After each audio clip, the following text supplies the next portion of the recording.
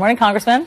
Good morning, Allison. So you had some pretty heated exchanges with Director Wray yesterday. Are you one of the people who agrees that the FBI's reputation is in tatters? I think the vast majority of the FBI, the rank and file agents, are good people, but I do think there are lots of folks at the top who have done things that I think Americans question, members of Congress question, particularly as it relates to this entire Clinton investigation and the Russian matter, all those issues. So that's where my focus is, and that's what I questioned Director Wray about yesterday. I heard that. So you were zeroing in on the dossier, and what you wanted to know was whether that Steele dossier was used as the predicate to get the FISA warrant. Yeah. And so you admitted that you have a hunch about that. That's your suspicion. Well, but you don't have any basis for it. It's been reported that it was used as the basis to get warrants to spy on Americans associated with the Trump campaign, and we know that the dossier is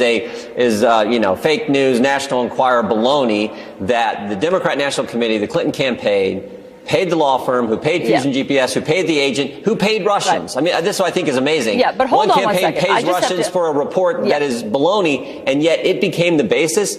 All evidence points to this direction. It became the basis for spying on Americans. Okay, hold on. What take him to the FISA court? So many leaps of logic that I just have to stop you for 1 second. First of all, the dossier has been corroborated by the intelligence community. The only part that you're talking about, the National Enquirer part of it, which is something that CNN did not report, is the most salacious stuff. That's never been corroborated. Allison, but the rest of it, in terms of all of the contacts between high-level Trump folks and Russians, all of that actually has been corroborated by the intelligence folks. So, Allison, why not do what we asked Director Wray yesterday, what we've asked the Attorney General? Why not release the application that was taken to the FISA court? He said because it's classified. He told you yesterday. He said because all of that stuff is classified, he can't do it in an open hearing. You can give it to the judiciary. That's what we asked him. We want the application. We're the Judiciary Committee. Yeah, we're the committee that has oversight over the Justice Department. So give us the material you assemble, and not what the court has, what you assembled to then take to the court. We want to see that. And my guess is Peter Strzok's fingerprints are all over that. Remember, Peter Strzok, the agent who you're talking about, who it was disclosed had who was dismissed, who had some anti-Trump tweets. And he was dismissed. I mean, think about this. Supposedly dismissed for anti-Trump tweets. As I said yesterday, if everyone was dismissed from the Mueller team who was anti-Trump, you wouldn't have anybody left. There's got to be more to this story, because Peter Strzok is the same guy who ran the Clinton investigation, who interviewed Clinton, interviewed Mills, interviewed Abedin, interviewed Mike Flynn in the Russian investigation. Peter Strzok's the guy who took the term gross negligence in the exoneration letter, changed it from gross negligence, which is a crime, to extreme carelessness. Look, but this guy was picked by Mueller to be on the team, and then we're supposed to believe, oh, because he exchanged some anti-Trump text messages with a colleague at the Justice Department, that somehow that disqualifies him? Yeah, I'm just after all confused his about history? you painting the entire Mueller investigation with one broad brushstroke. We know that there are Republicans and Democrats on that team. Well, all I'm saying is I don't think he was dismissed because he had some anti-Trump message. Remember, most of the top lawyers gave to Clinton, gave to Obama. They got an anti-Trump bias as well. That's not the reason. There has to be something else. And I think it has to do. I think it has to do with this dossier. I know you do. Okay, I get it. Discredited And I want to zero in on that. Which has been reported. I know that was the basis for the FISA court warrant. No, it was part of the basis for the FISA warrant. Show us the application. Hold on, Congressman. After the FBI corroborated the details on their own, so they second sourced it. They used it in part for the FISA warrant. So it sounds like you don't believe that the FBI is capable of doing their own investigation and corroborating it. The same FBI who was supposedly also, has been reported, paying Christopher Steele, the same FBI who launched the investigation, the same FBI who took this discredited document to the FISA court and said, this is the reason we need a warrant to spy on people associated with the Trump. This discredited dossier, which was paid for by Clinton campaign and Democrat National Committee I know the history of the dossier, but it hasn't been discredited. In fact, it's been the opposite. It's been corroborated. Really? Yes. Really? Oh, okay. Your intel community. Your intel community has corroborated all of the details in there. The meetings, the details, not all the details. Hold on, Congressman. Let's go over it. Let's go over the facts. They've corroborated the contacts made between the high-level Trump team and Russians, the conversations made between the Trump team and Russians, the face-to-face meetings between the Trump team and the Russians. The only part that you're fastening on is the most salacious stuff, which we haven't reported. No. I'm talking about the whole thing. The idea that the FBI has been reported was paying Christopher Steele at the same time the Democrat National Committee was paying Christopher Steele to put together an opposition research document that the FBI, I believe, dressed all up and took to the FISA court so they could spy on the other party's candidate and the other party's campaign. That's what I think happened. I know that's what you think happened. You were very clear about that, but you don't have any basis for that. That's your hunch. Are you kidding me? No, you called it your hunch yesterday. You said, this is my hunch. And you know what? The FBI can prove I'm wrong if they show us the application. Okay. They won't show us the application. Well, actually, they said that they will, but it's classified. So in a closed hearing, I mean, they say, in fact, that they have disclosed it to closed congressional committees. Yours was an open one yesterday. Yeah, well, they can bring it to us in a closed setting, but frankly, they can also, to the extent they have to redact some names or whatever, they can make it in an open setting, which is what we need. Because, you know, closed setting is one thing, but open court, open hearing, that is something else where the American people can then know what in fact took place. Yeah, I get it. Listen, I like open hearings a lot better than closed ones as well, along with you. But they said it's classified. You don't want classified information revealed in an open hearing, do you? I do not, but I do want what was taken to that was in fact this dossier the basis for a warrant to spy on Americans associated with Donald Trump's campaign, with President Trump's campaign. Did that, and if it did, that is wrong. And that is what we need to find out. Yes. I think everything points to that. And if that took place where you had one party working with the FBI to go after the other party's nominee, that is not supposed to happen in this country. And each and every day, as we learn more, we learned about Mr. Orr losing his position at the Justice Department yesterday. We learned about Peter Strzok, who was demoted at the FBI. All because each and every day we get more information which points to this is what took place. And if it did, people need to be held accountable. I hear you. When you say if it did, people need to be held accountable. That's what you're trying to figure out. I get it. These are the connecting of the dots that you're trying to do, but we are not there yet. So I get it. That's what you're trying to do. But I just don't want you to make that leap of conclusion. I think we're close. And look, if I'm wrong, prove me wrong. But I think every day it points more and more to the theory that I have what took place in this case. Okay, Congressman Jim Jordan, thank you very much for coming on with your perspective. John. All right, we have a CNN. Jim Jordan, you had a busy day today. We did. Thanks for staying up late with us. Good to be with me.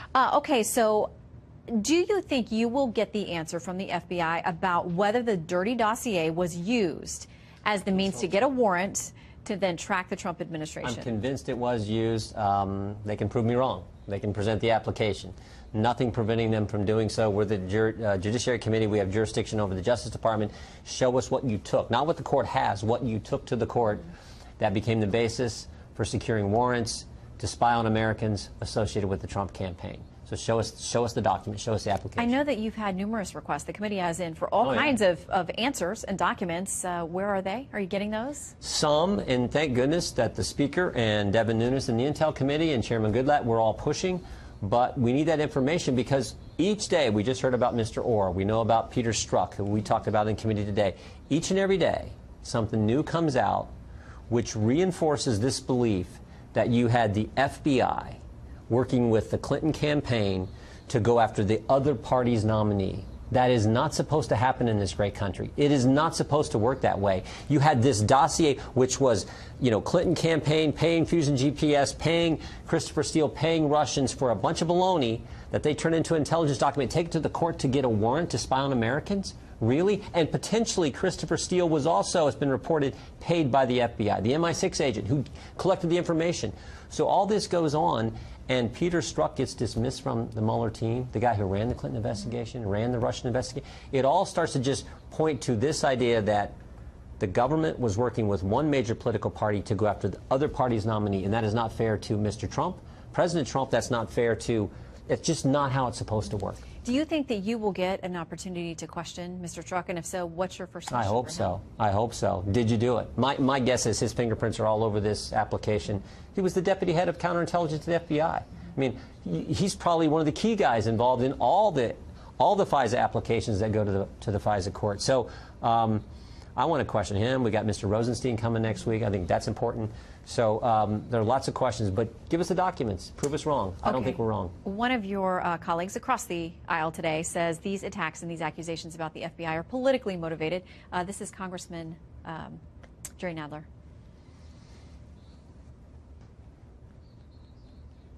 I predict that these attacks on the FBI will grow louder and more brazen as the special counsel does his work and the walls close in around the president and evidence of his obstruction and other misdeeds becomes more apparent.